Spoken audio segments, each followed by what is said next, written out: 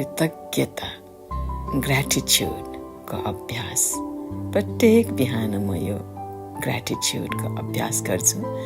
कृतज्ञता आभार व्यक्त गर्ने अभ्यास गर्दछु र मलाई अति नै राम्रो अनुभूति हुन्छ, सुकुन अनुभूति हुन्छ।